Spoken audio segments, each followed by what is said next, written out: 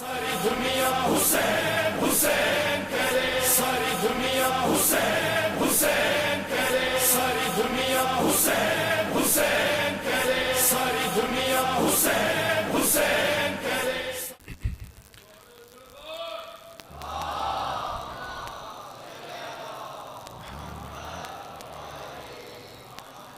وعجل فرجه۔ اعوذ باللہ من الشیطان الرجیم، بسم اللہ الرحمن الرحیم۔ الحمد للہ الذی نور قلوب العارفین بنور معرفتہ، واثبت فؤاد انبیائہ و اولیائہ بقصص الانبیاء والمرسلین، وأكمل إيمان المسلمين والمؤمنين بولاية علي أمير المؤمنين عليه السلام،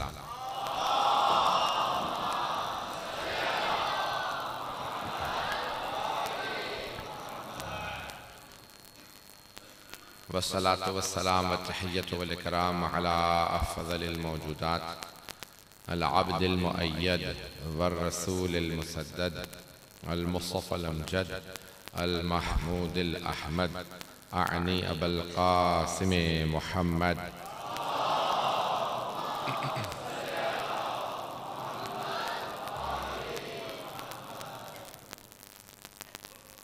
وعلى روحه ونفسه وسهره ووصيه سيد الأتقياء والأصفياء مولى الموالي إمام المتقين علي بن أبي طالب،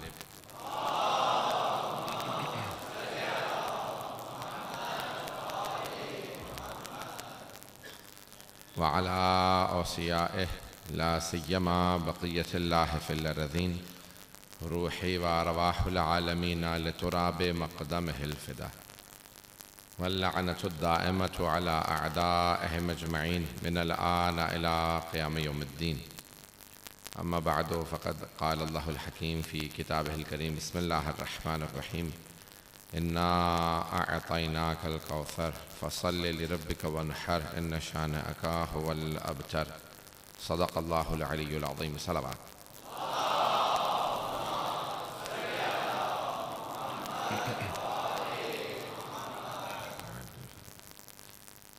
سلسلہ مجالس بسلسلہ شہادت امام حسن مجتبیٰ علیہ السلام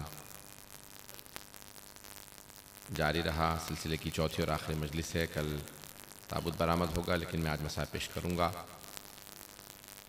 میں نے کوشش کی کہ امام حسن مجتبیٰ کی زندگی سے فضائل اور ان کی سیرت کو پیش کروں آپ کے سامنے۔ آپ حضرات نے بہت پیارے انداز سے سنا۔ جناب امام حسن مجتبیٰ آپ تمام کا شرکت کرنا اپنی بارگاہ میں قبول فرمائے، اور اسی طرح سے یہ مجالس جاری و ساری رہیں۔ ان 4 دنوں میں نے 14 مجالس پڑھی ہیں، اور اس وقت جو ہے گلے کی سینے کی حالت ایسی ہے کہ میں شاید پورا 1 گھنٹہ نہ بول سکوں۔ جتنا پیش کروں گا اسے قبول فرمائیے گا۔ میں تکمیل کے اس مجالس سلسلے میں آخری مرحلے میں ہوں۔ کوشش کروں گا کہ میں آج وہ مطالب پیش کروں جو گزشتہ 3 شبوں میں پیش نہیں کر پایا۔ کچھ فضائل پیش کروں گا، کچھ تحلیل پیش کروں گا۔ سورہ کوثر اس سورہ کا نام ہے جو قرآن کا سب سے مختصر سورہ ہے۔ قرآن کے 114 سورے ہیں، 114 سوروں میں جو سب سے مختصر سورہ ہے وہ سورہ کوثر ہے۔ اور قرآن میں جو اللہ نے تحدید کی ہے، جو چیلنج دیا ہے، اس میں ارشاد ہے اللہ کا کہ اگر ہو سکے تو اس قرآن جیسی ایک کتاب بنا لاؤ۔ جب مشرکین کتاب نہیں بنا کے لا سکے تو اللہ نے اسے آسان کر دیا۔ توجہ ہے لوگوں کی؟ تو اللہ نے اسے چیلنج کو آسان کیا کہ نہیں ہو سکتا تو قرآن کے 114 سورے نہیں 10 سورے بنا لاؤ۔ انہوں نے 10 سوروں کی فاتو بعشر سور میں مثلے 10 سورے قرآن کے سورے جیسے بنا لاؤ۔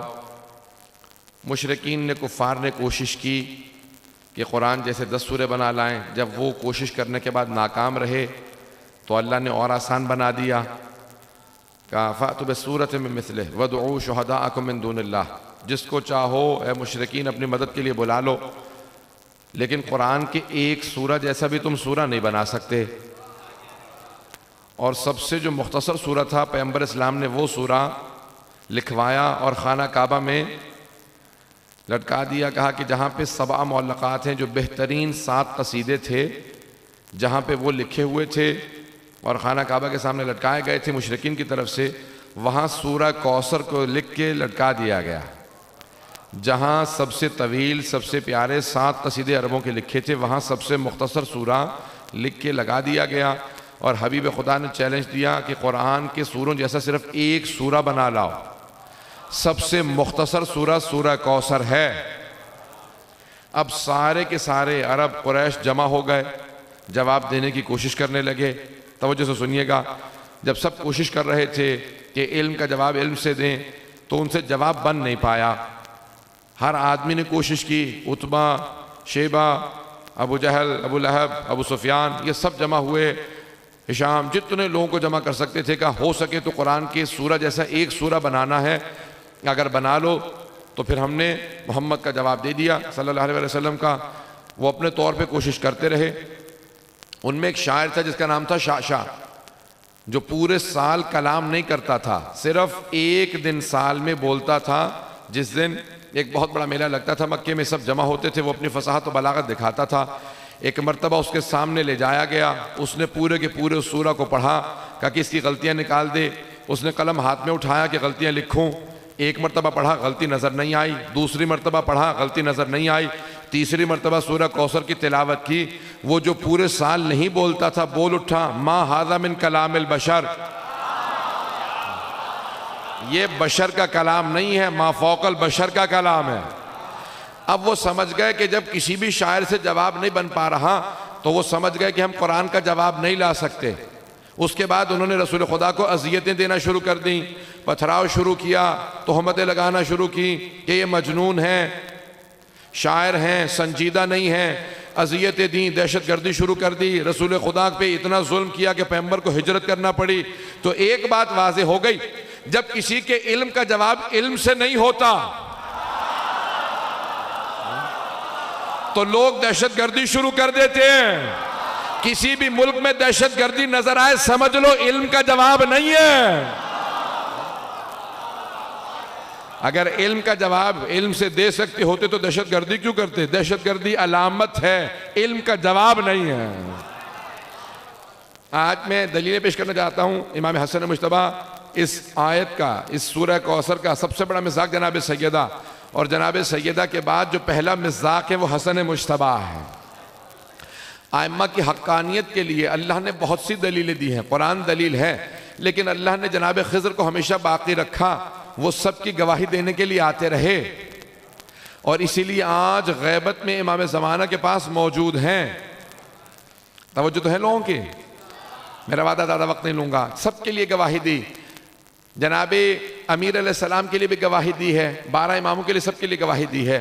جناب امیر نے جب کہا نا سلونی سلونی قبل ان تفقدونی, جو پوچھنا پوچھ لو اس سے پہلے کہ تم مجھے کھودو, تو مولا نے یہ ایک مرتبہ نہیں کہا, متعدد مرتبہ کہا. اور جتنی مرتبہ کہا لوگوں نے سوالات ایسے ہی کیے کہ جیسے مولا کا امتحان لینا چاہ رہے ہوں. کسی نے پوچھا میرے سر میں بال کتنے ہیں, کسی نے کہا میں کھاؤں گا کیا, اگر توجہ ہے تو مولا نے کہا کہ دیکھ میں اگر تجھے بتا بھی دوں سر میں بال کتنے ہیں تو تو تصدیق کس سے کروائے گا. پتہ نہیں بات توجہ ہے یا نہیں, بہت سے لوگ پہنچ گئے ہیں. یہ سعد ابن ابی وقاص نے کہا تھا نا کہ میرے سر میں بال کتنے ہیں, مولا نے کہا اگر میں بتا بھی دوں تصدیق کس سے کروائے گا, کون بیٹھ کے تیرے بالوں کو گنے گا, کون بتائے گا جو علی نے کہا ہے وہ صحیح ہے یا نہیں ہے. لیکن ایک بات سن لے سعد ابن ابی وقاص, تیرے سر میں جتنے بال ہیں ہر بال پہ ایک شیطان ہے, اور وہ جو تیرے گھر میں بیٹا پل رہا ہے نا وہ میرے بیٹے کا قاتل ہے, وہ عمر ساتھ ہے. پتہ نہیں بات پہنچ رہی ہے نہیں پہنچ رہی. تو مولا نے بتا دیا کہ باپ کے سر کے ہر بال میں شیطان, بیٹا پیدائشی شیطان. تو اب جو قاتل اہل بیت ہو, جو دشمن اہل بیت ہو, جب عزیزان گرامی جناب امیر علیہ السلام نے متعدد مرتبہ کہا. میں اگر پیش کروں گا جناب خضر سے متعلق کچھ مطالب پیش کرنا چاہ رہا ہوں, امام حسن مجتبیٰ تک لے کے آنا چاہتا ہوں, لیکن تمہیداً دو جملے سن لیجئے. میں نے شروع کیا تو بات کو آگے بڑھانا چاہتا ہوں.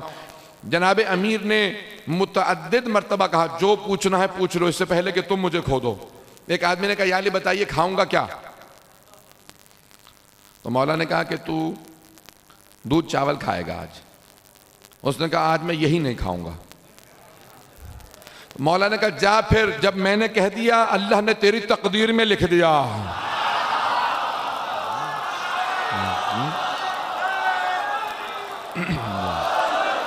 توجہ ہے ماشاءاللہ، توجہ ہے جانے کے رام. تو مولا نے کہا کہ جا، جب میں نے کہہ دیا نا خدا نے تیری تقدیر میں لکھ دیا ہے تو آج دودھ چاول ہی کھائے گا. اس نے کہا پھر مجھے بھی ضد ہے، میں دودھ چاول ہی نہیں کھاؤں گا. گھر پہنچا، جا کے بیوی سے پوچھا کیا پکا ہے؟ کہا دودھ چاول. کہا دودھ چاول نہیں کھاؤں گا. محلے سے جا کسی اور کے ہاں سے کچھ کھانا مانگ کے لیا، بہت بھوکا ہوں. ایک مرتبہ محلے میں گئی، اس کی بیوی ہر جگہ پہ پوچھا، واپس آئی. کہا کیا بات ہے اتنی تاخیر سے آئی ہے؟ کہا جس گھر میں جا رہی ہوں وہاں دودھ چاول پکے ہیں. پہنچ تو رہے ہیں نا سب لوگ. تو اس نے کہا جس گھر میں جا رہی ہوں وہاں پہ دودھ چاول پکے ہیں. کہا نہیں آج دودھ چاول نہیں کھانا. کہا مسئلہ کیا ہے؟ کہا بتا نہیں سکتا. ایک مرتبہ مدینے سے باہر نکلا، اب بھوک کی بے انتہا شدت بڑھنے لگی. ایک مرتبہ قافلے کو آتا دیکھا. کہا قافلے والوں رک جاؤ، اگر کچھ کھانے کو ہو تو دے دو. انہوں نے کہا ہمارے پاس دودھ چاول ہیں. کہا دودھ چاول نہیں کھاؤں گا، کسی اور سے پوچھو کچھ اور ہو، روٹی کا ٹکڑا ہی ہو، کھجور ہو، کچھ دے دو. تو انہوں نے کہا ہم نے سب سے پوچھ لیا، سب کے پاس بس دودھ چاول ہی ہیں. کہا نہیں دودھ چاول نہیں کھاؤں گا. جانے لگا. انہوں نے کہا رک، اگر تو نے پوچھا ہے تو اب یہی کھا جو ہم دے رہے ہیں. یہ ہماری توہین ہے کہ مانگی اور نہ کھائے. نہیں نہیں نہیں، جب بات مکمل ہو مجھے پورے مجمع کی توجہ چاہیے. اس نے کہا نہیں کھاؤں گا.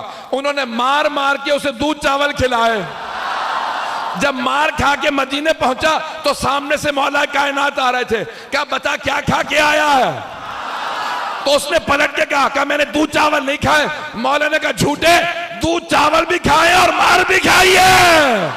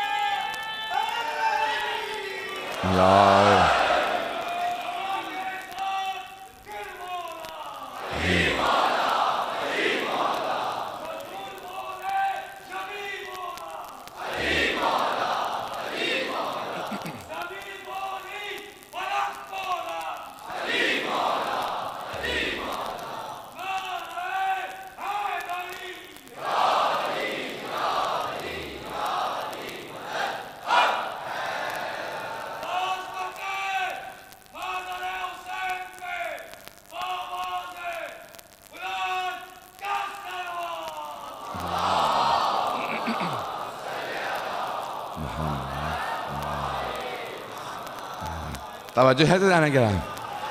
جب اس نے کہا نا کہ میں دودھ چاول نہیں کھا کے آیا، مولا نے کہا دودھ چاول بھی کھائے ہیں، مار بھی کھائی ہے. کہا سن، اگر تو نے میری بات مان لی ہوتی تو صرف دودھ چاول کھاتا. یہ میری بات نہ ماننے کا نتیجہ کہ مار بھی کھا کے آیا ہے. پہنچ تو رہے نا کہ کون تھا؟ میں نے اشارہ بھی کر دیا. اب جانے گرامی، جناب امیر علیہ السلام جس کو جواب دیتے تھے وہ اگر سمجھ جاتا، متعدد مقامات پہ مولا نے کہا جو پوچھنا ہے پوچھ لو. ایک مرتبہ مولا نے مسجد کوفہ میں کہا جو پوچھنا ہے پوچھ لو.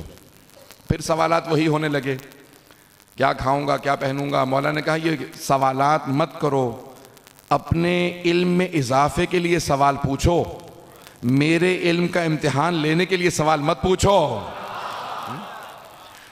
تو اس میں سے دو افراد آئے، ایک مرتبہ آگے بڑھے. ان میں سے ایک نے کہا کہ آج میں ایسا سوال کروں گا کہ علی جواب نہیں دے پائیں گے. دوسرے نے کہا تو ہمیشہ ایسا ہی کہتا ہے. کہا پھر سوچ لے. کہا بہت سوچ کے آیا ہوں، بہت پیچیدہ سوال لے کے آیا ہوں. کہا ایسا سوال لے کے آیا ہوں کہ مولا جواب نہیں دے پائیں گے. کہا دیکھ، اگر واقعاً کوئی سوال ہے تو میں تیرے ساتھ چلوں گا، لیکن اگر تو نے پھر دوبارہ شرمندہ ہی کروانا ہے تو سوال مت کر. پھر دوبارہ اس نے سوال کیا. مولا نے کہا کہ جب اس نے پوچھا نا اپنی جیب میں ہاتھ ڈالا، کچھ نکالا. کہا بتائیے یا علی میرے ہاتھ میں کیا ہے؟ مولا نے کہا وہی جو تو نے جیب سے نکالا. کہ یا علی آپ یہ بغیر سوچے سمجھے فوراً جواب کیوں دے دیتے ہیں؟ سوچتے کیوں نہیں؟ کہ بتا تیرے ہاتھ میں انگلیاں کتنی ہیں؟ کہ 5۔ مولا نے کہا تو نے سوچا کیوں نہیں؟ کہ سوچنے کی ضرورت ہی نہیں ہے، 5 انگلیاں ہمیشہ آنکھوں کے سامنے ہیں۔ مولا نے کہا تیری آنکھوں کے سامنے جس طرح 5 انگلیاں مجھ علی کے سامنے کل کائنات ہے۔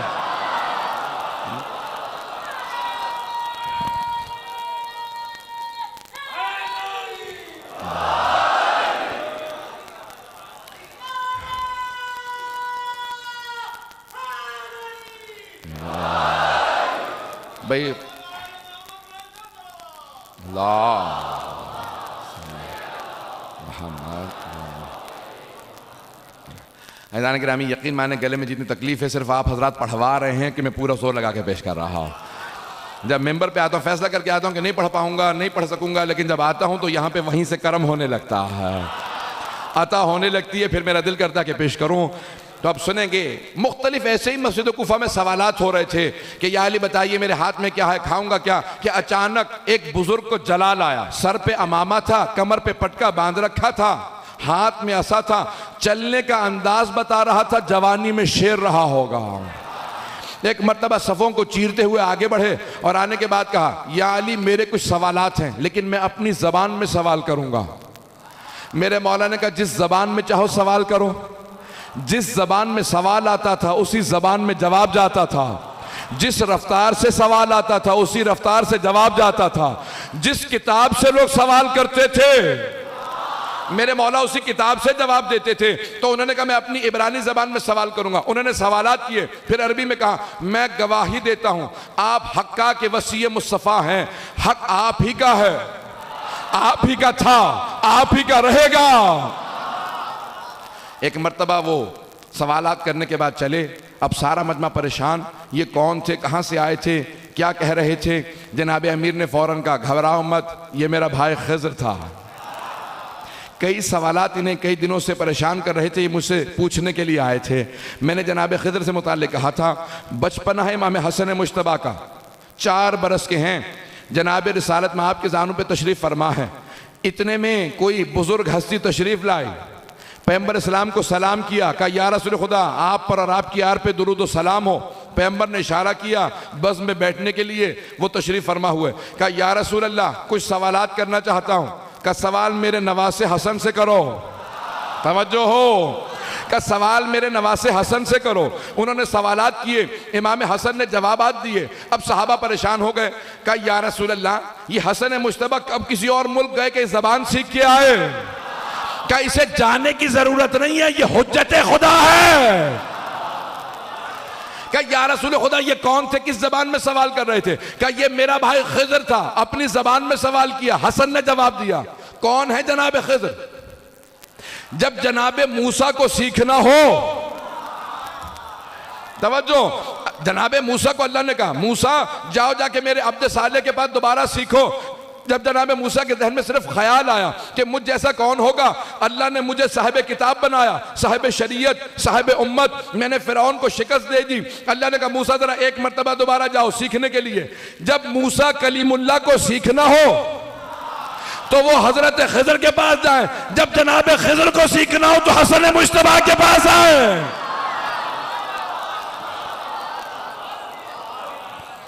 یہ حضرت امام حسن مجتبیٰ علیہ السلام ہے کہ جہاں انبیاء سلام کرتے نظر آئیں گے۔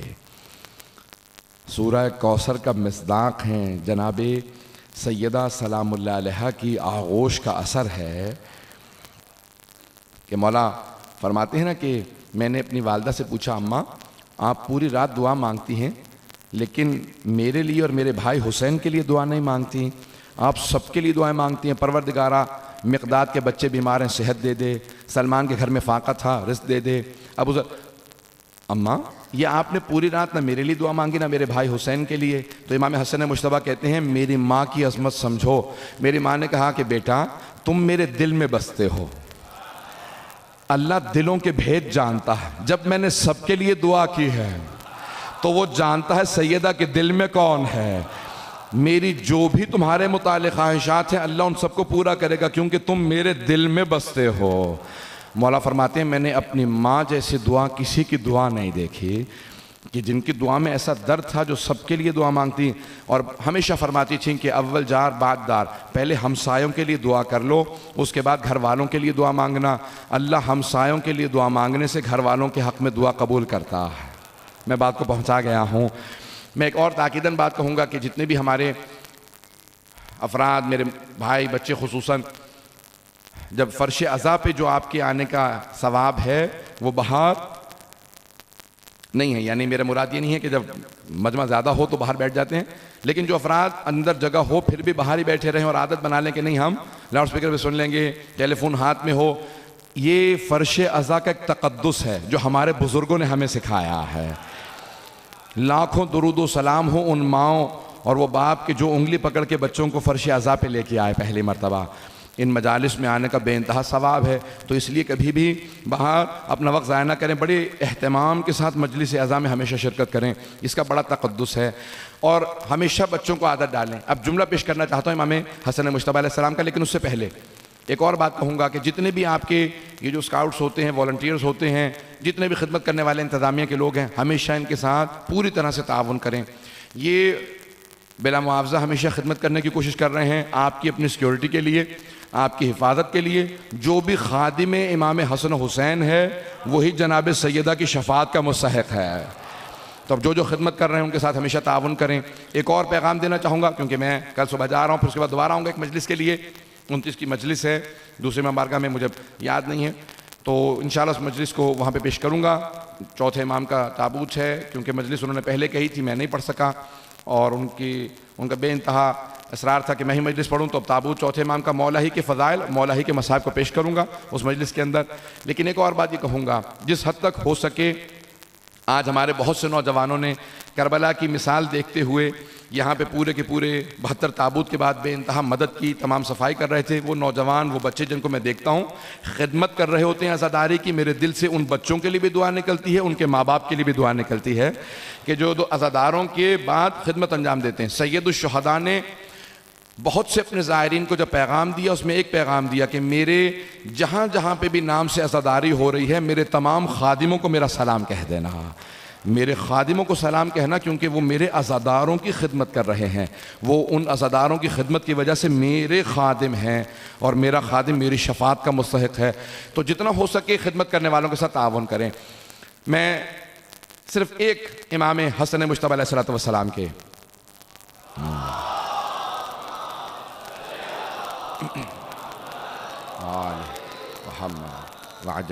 ایک پیغام کو نوجوانوں کے لیے، بچوں، خصوصاً بچوں کے لیے پیش کر رہا ہوں، اس کے بعد پھر مصائب کی طرف جاؤں گا، کیونکہ گلا میرا ساتھ نہیں دے رہا، بے انتہا تکلیف ہے، اور مجھے تفصیل سے پیش کرنا ہے مصائب کو، اور میں چاہ رہا ہوں کہ امام حسن مجتبیٰ علیہ السلام کی تفصیلی مصائب ہوں، کہ بہت سی ہستیوں کے مصائب ہمیشہ کم رہ جاتے ہیں، بہت سی ہستیوں کے فضائل بھی نہیں پڑھے جاتے، بہت سی ہستیوں کے مصائب نہیں پڑھے جاتے۔ میری کوشش یہ ہوتی ہے کہ جس معصوم کا، جس بھی اہل بیت کے خاندان کے فرد کی مجلس ہو، انہی کے فضائل ہوں، انہی کے مصائب ہوں، تاکہ ہمارے نوجوان سب سے آشنا ہوں۔ تو میں نے 4 مجالس آپ کے سامنے پیش کیے ہیں۔ آخری میں جو پیغام امام حسن مجتبیٰ کا ہے، امام وصیت کر رہے ہیں، اور ایک مرتبہ امام نے آواز دی، سب کی توجہ ہے میرے ساتھ؟ امام نے سب کو جمع کیا اور اپنے بہن بھائیوں کو جمع کرنے کے بعد کہا ذرا اپنے بچوں کو بلا دو، اپنے تمام بہن بھائیوں کے بچوں کو جمع کیا۔ جب بچے آئے تو امام نے کہا میری وصیت کو حفظ کر لو، جو میں جملے کہہ رہا ہوں اسے حفظ کر لو۔ پھر فرمایا اگر حفظ نہ کر سکو تو میرے ان جملوں کو لکھ لینا، کیونکہ آج تم بچے ہو، کل بچے نہیں رہو گے، کل تم اسی معاشرے کے پیشوا ہو گے، تم نے معاشرے کو آگے بڑھانا، تو بڑوں کی ہر بات کو اس طرح سیکھ لو تاکہ اگر وقت آئے تو تم اس طرح خدمت کر سکو جیسے بڑوں نے سکھایا، جیسے بڑوں نے تربیت کیا۔ تو ہمارے بزرگوں نے جو تربیت کی، جو زحمتیں کی، پروردگارہ ان تمام بزرگوں کو سلامت رکھے جنہوں نے معاشرے کی تربیت کی ہے، اور جو دنیا سے رخصت ہو چکے ہیں پروردگارہ ان تمام کی مغفرت فرمائے۔ بس بھی میں جانتا ہوں پورے دن کے، میں بھی اب یہ دن کی آج چوتھی مجلس ہے، اور بے انتہا مومنین یہاں پہ بھی موجود ہیں، میں بھی دیکھ رہا ہوں ہال میں جگہ نہیں، باہر بھی بہت سے مومنین بیٹھے ہیں، اور آپ تمام دن جلوس میں رہے۔ سلام ہو ان بیویوں پہ کہ جو شام سے جب آ رہی تھی اور انہیں جب پتہ چلا کہ کربلا نزدیک ہے تو انہوں نے ایک مرتبہ ناقہ سے اتر کے پیدل چلنا شروع کر دیا، اور جب نالین ٹوٹ گئے تو وہ ننگے پاؤں چلتی رہی، اور ان کے جب نالین ٹوٹ گئے تو پاؤں بہت زخمی تھے، لیکن پھر بھی وہ بیویاں چل کے اپنے زخموں کے ساتھ امام حسین کو آواز دے رہی تھی۔ کسی بی بی کی آواز آتی تھی بھیا حسین میرا استقبال کرو، کوئی بی بی کہتی تھی اے میرے آقا اے میرے سرتاج آپ کی عظمتوں کو سلام ہو، ہم سب کچھ لٹا کے شام سے آئے ہیں۔ لیکن آج میں سب کو ایک مرتبہ کہوں گا، آج چلیں وہ بیویاں جو امام حسن مجتبیٰ کی بارگاہ میں موجود ہیں، کہ تمام بہنیں موجود ہیں۔ میں آج آپ کے سامنے تفصیل سے پیش کرنے کی کوشش کروں گا۔ میری درخواست ہوگی کہ آج جناب سیدہ کو ان کے بیٹے کا پرسہ پیش کیجیے گا، امام حسن مجتبیٰ کا۔ چھٹے امام کی روایت ہے کہ روز قیامت جب جناب سیدہ تشریف لائیں گی نا میدان محشر میں، تو ایک منادی ندا دے گا یا اہل محشر غضوا ابصارکم، اے میدان محشر میں آنے والوں نگاہوں کو جھکا لو، سیدہ آ رہی ہے۔ جب بی بی پردے میں آئیں گی تو کیوں کہا جائے گا نگاہوں کو جھکا لو؟ کیونکہ بی بی کچھ ایسی کیفیت میں ہوگی کوئی برداشت نہیں کر سکے گا، مصائب کی کیفیت ہوگی۔ پیش کروں دو جملے، امام فرماتے ہیں مصائب کی کیفیت ہوگی، امیر المؤمنین آواز دیں گے سیدہ آپ کے بابا پوچھ رہے ہیں آپ شفاعت کے لیے کیا لے کے آئے ہیں؟ تو جناب سیدہ کہیں گی اے ابا الحسن میرے بابا سے کہہ دیجیے عباس کے 2 بازو لائے ہیں، میں عباس کے 2 بازو لائے ہوں، میرے بابا کی پوری امت کے لیے بس یہ 2 بازو کافی ہیں شفاعت کے لیے، اور اگر کافی نہ ہو تو میرے پاس علی اصغر کا کرتا بھی ہے۔ اجرکم اللہ۔ روایت کے الفاظ ہیں، چھٹے امام فرماتے ہیں کہ ایک مرتبہ جناب سیدہ خود خالق آواز دے گا، ندا دے گا اے سیدہ آج آپ جو کہیں گی میں اسے پورا کروں گا، آج آپ جو مانگیں گی وہ عطا ہوگا۔ تو امام صادق کہتے ہیں بی بی پہلی چیز کیا مانگیں گی؟ کہیں گی پروردگارہ مجھے میرے دونوں بیٹوں کی شہادت دکھا دے، میرے دونوں بیٹوں کی شہادت دکھا دے۔ تو امام فرماتے ہیں کہ ایک پردہ سا کھچے گا اور اس پہ دونوں کے مصائب نظر آئیں گے، جیسے اسکرین ہوتی ہے نا، پردہ آئے گا اور پہلے کا جگر نکلتا نظر آئے گا اور دوسرے بیٹے کی رگیں کٹتی ہوئی نظر آئیں گی۔ جب بی بی جگر کے ٹکڑے دیکھیں گی، رگوں کو کٹتا دیکھیں گی تو بلند آواز سے رو کے کہیں گی پروردگارہ میں نے چکیاں پیس کے پالا تھا، پروردگارہ میں نے بڑی زحمتوں سے پالا تھا۔ تو خالق کہے گا زہرا آپ جو مانگیں گی عطا ہوگا۔ بی بی کہیں گی پروردگارہ، چھٹے امام فرماتے ہیں نور الثقلین میں، تفسیر نور الثقلین میں ہیں الفاظ کہ بی بی کہیں گی پروردگارہ میں تب تک جنت میں نہیں جاؤں گی جب تک میرے دونوں بیٹوں کا ایک ایک عزادار جنت میں نہ آ جائے۔ بی بی اپنا حق شفاعت استعمال کریں گی۔ تو آج سب کہیے گا بی بی آج ہم سبت اکبر کا واسطہ لائے ہیں، آج حسن مجتبیٰ کا واسطہ لائے ہیں، بی بی ہماری شفاعت ضرور کیجئے گا۔ آئیں بھئی میں پیش کرنا چاہتا ہوں، ایک اور جملہ پیش کر دوں آپ کے سامنے۔ امام حسن مجتبیٰ بہت مظلوم ہیں۔ کسی نے امام حسن مجتبیٰ سے پوچھا مولا جس طرح آپ ماں کو یاد کر کے روتے ہیں ایسے تو کوئی بیٹا ماں کو یاد کر کے نہیں روتا، اب آپ جوان ہو گئے پھر بھی ماں کو یاد کر کے روتے ہیں، حتیٰ آپ کے بھائی حسین بھی اس طرح سے نہیں روتے جیسے آپ روتے ہیں، کیوں؟ امام نے فرمایا کیونکہ میں نے وہ کچھ دیکھا ہے جو اس نے نہیں دیکھا۔ بہت سخت جملہ ہے مولا کا، کہا کیونکہ میرے بھائی حسین نے وہ نہیں دیکھا جو میں نے دیکھا۔ کہا مولا آپ نے کیا ایسا دیکھا ہے؟ کہا میں نے جلتا ہوا دروازہ گرتے ہوئے دیکھا۔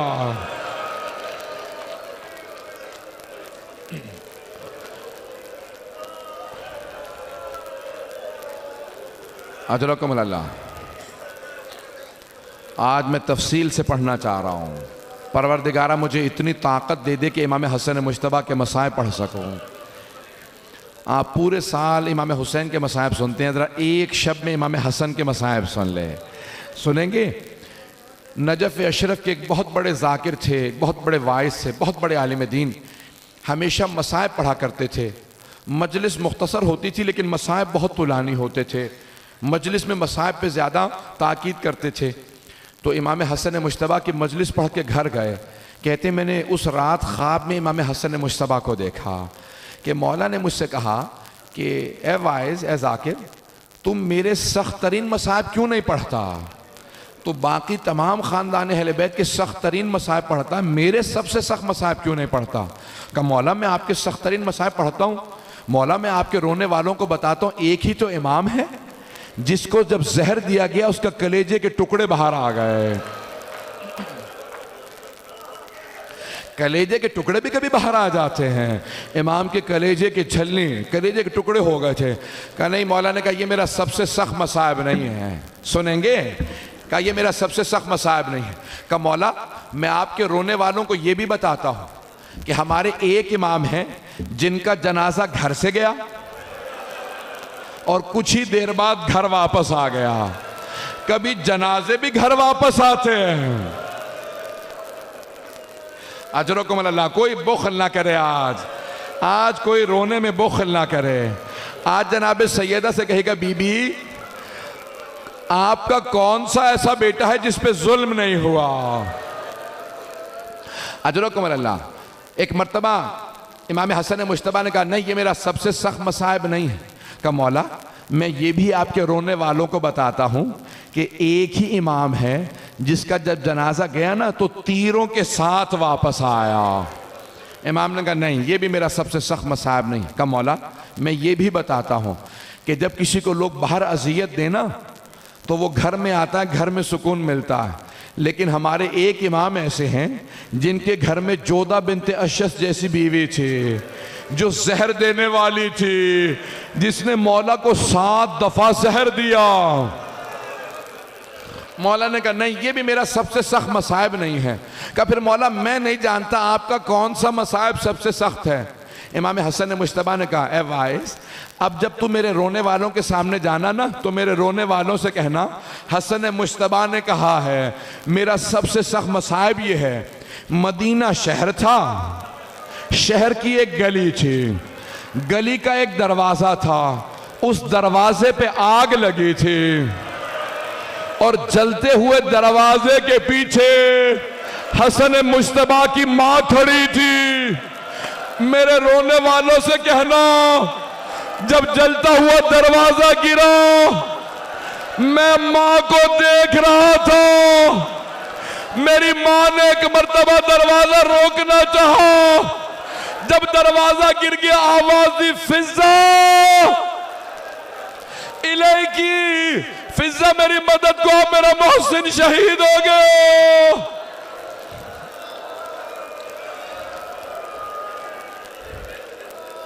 اجرکم اللہ۔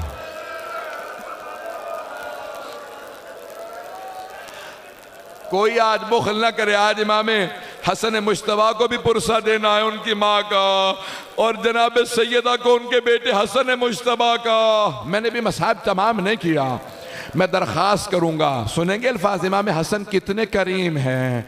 جب ایک مرتبہ جودہ بنت اشس ملعونہ کو امام نے روتا دیکھا نا، امام نے کہا کیا بات ہے اب کیوں رو رہی ہے؟ تیرا تو کام ہو گیا، تو مجھے مارنا چاہتی تھی، تیرا زہر کام کر گیا ہے، کب مجھے آپ کی بہنوں سے شرم آ رہی ہے، ابھی زینب و ام کلثوم آئیں گی، آپ سے آ کے پوچھیں گی کیا ہوا، آپ جب بتائیں گے میں نے زہر دیا۔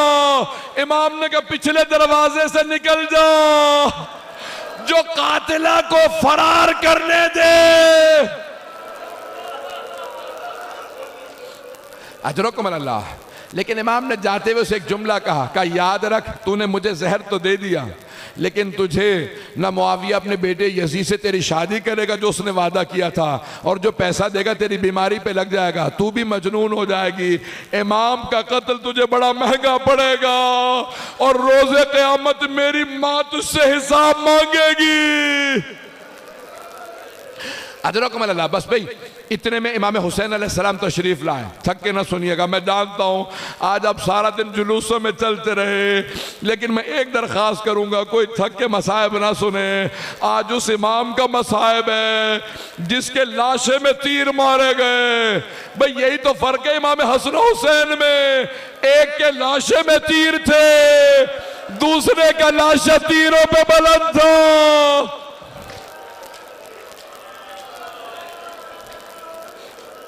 بس بھئی امام حسن مجتبیٰ کو زہر دے دیا جودہ بنت اشعث ملونہ نے، آخری شبیں ہیں، جب زہر دے دیا نا امام حسین کو پتہ چلا، امام حسین روتے ہوئے تشریف لائے، جب آئے نا روتے ہوئے کہا بھیا یہ کس نے مجھے آپ کے غم میں داغدار کیا؟ کہا بھیا سب باتیں بعد میں کرنا، مجھے ایک تشت لا دو، میرا کلیجہ جل رہا ہے، سینے میں بڑی تکلیف ہے۔ امام حسین تشت لائے، ایک مرتبہ مولا نے کہے کہ دیکھا جگر کے سارے ٹکڑے آ گئے، پہلا جملہ کہا حسین یہ تشت چھپا دو۔ کہا بھیا کیوں چھپا دوں؟ کہا ابھی زینب آنے والی ہے، زینب سے برداشت نہیں ہوگا۔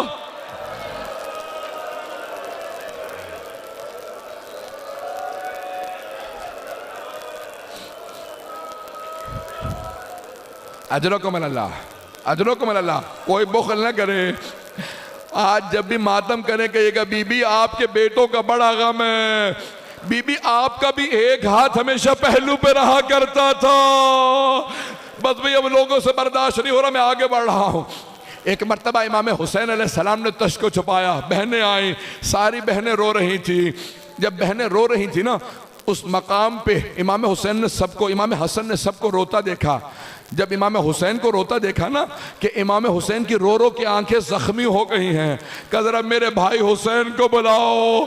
امام حسین قریب آئے، امام حسن نے ہاتھ تھاما، کہا بھیا حسین سب مجھ پہ روئیں لیکن آپ مت روئیے گا۔ کہ اتبکی علیہ ام ابکی علیک لا یومک یومک یا ابا عبداللہ، اے حسین سب روئیں آپ نہ روئیے گا، آپ کے دن جیسا کسی کا دن نہیں ہے، میرے سارے بھائی موجود ہیں، لیکن جب آپ ذوالجناح سے گریں گے کوئی نہیں ہوگا، چاروں طرف سے تیر ماریں گے، جسے تیر نہیں ملے گا وہ پتھر مارے گا۔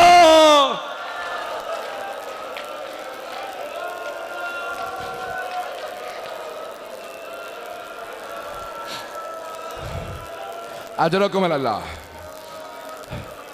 ابھی میں نے تمام نہیں کیا۔ ایک مرتبہ امام حسین کا ہاتھ تھام کے کہا بھیا میرا غسل و کفن آپ خود کیجئے گا، حسین میرا جنازہ آپ پڑھائیے گا، مجھے آپ خود دفنائیے گا۔ مولا نے وصیت کی۔ امام حسین نے بڑی تعظیم سے بھائی کا جنازہ اٹھایا۔ ہر بھائی کو حسرت ہوتی ہے نا میرا بھائی کا جنازہ بڑی تعظیم سے اٹھے۔ امام حسین نے خود سے جنازہ پڑھایا۔ جنازہ پڑھا کے ایک مرتبہ کا عباس تابوت کو اٹھا دو۔ ساری بہنیں تابوت پہ گر گئی کہ آخری دیدار کرنے دو۔ ایک مرتبہ تابوت اٹھا، جناب زینب دروازے تک تابوت کے ساتھ آئیں، پھر چھوٹے چھوٹے یتیم بچوں کو روکا کہ بچوں رک جاؤ۔ ابھی جناب زینب دروازے کے پیچھے ہی کھڑی تھی، تابوت گیا، کسی ملعونہ نے کہا کہ میں رسول خدا کے ساتھ دفن نہیں ہونے دوں گی، تیر چلا دو، تیر چلے۔ حضرت عباس نے کہا مولا مجھے اجازت دو میں انہیں دیکھ لو، کہ عباس میرے بھائی نے وصیت کی تھی جنگ نہ کرنا، واہ عباسا، مولا علی کے جنازے میں جانے نہیں دیا مولا عباس کو، امام حسن مجتبیٰ کے لاشے میں تیر لگے لڑنے نہیں دیا، کربلا میں پانی کے لیے گئے جنگ نہیں کرنے دی۔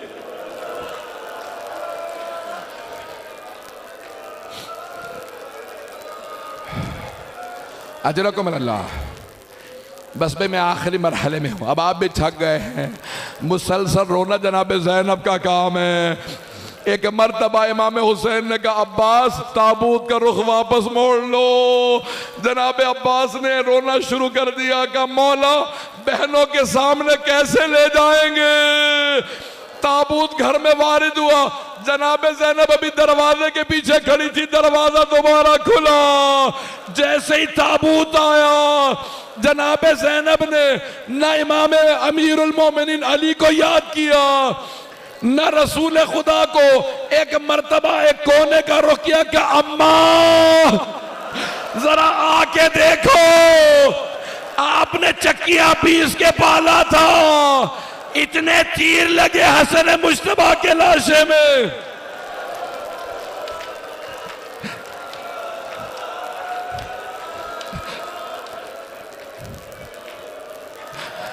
بس بھئی میں نے تمام کر دیا، اب مجھ سے پڑھا نہیں جا رہا، آپ سے سنا نہیں جا رہا۔ آخری جملہ پیش کروں، تابوت میں اتنے تیر تھے پورا کفن سرخ ہو گیا تھا۔ اب بھائیوں نے کہا کہ ہم تیروں کو نکالیں گے، لیکن جناب زینب نے کہا ہٹ جاؤ، بھائی کے لاشے سے میں تیروں کو نکالوں گی۔ بی بی ایک ایک تیر نکالتی تھی، کہتی تھی اماں انا للہ۔